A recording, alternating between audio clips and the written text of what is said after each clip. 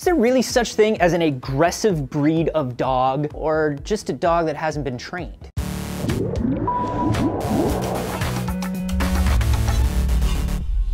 Anthony Carboni here for D-News, and I got a Pomeranian little guy. He rules. I brought him on the show before, and when people meet him, they love him, but they also add, oh, he must yap a lot, or he bites pretty often, doesn't he? Because that's sort of how people think of Pomeranians. And while different breeds of dog do have their own unique quirks, you can't really say a pit bull is more likely to attack you than a poodle. New research says that a dog's breed is just one minor indicator of how aggressive it's going to be. Aggression is very complex. It depends on things like training, the treatment of the dog by its owner, its environment, its situation. The study by the University of Bristol's School of Veterinary Sciences found that about 7% of owners said their dogs bark, growl, or bite strangers in their home. 5% said aggressive behavior happened towards strangers on walks, and 3% said that their dogs were actually aggressive towards family members. And that makes sense. Dogs are territorial, they're pack animals, so you figured they'd be more aggressive when protecting their home or their family. But what's interesting is that the dogs that showed aggression in one of those situations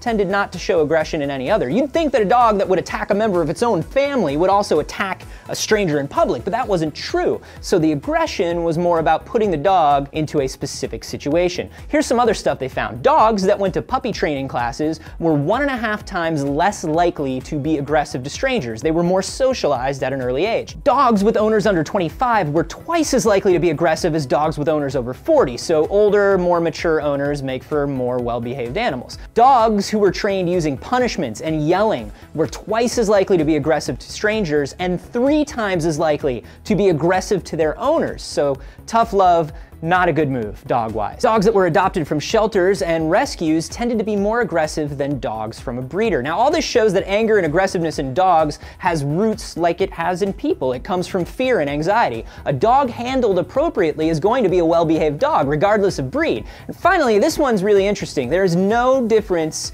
in aggressive behavior between neutered and non-neutered male dogs. Now that's interesting because so many states in the US and parts of the world have breed-specific legislation, basically laws requiring that specific kind of dogs like pit bulls be banned entirely or sterilized so they won't attack. Those laws are mostly built around misconceptions about breeds and around owners that train large dogs to be aggressive or angry because they think it'll somehow make the dog stronger or more protective of them and their property.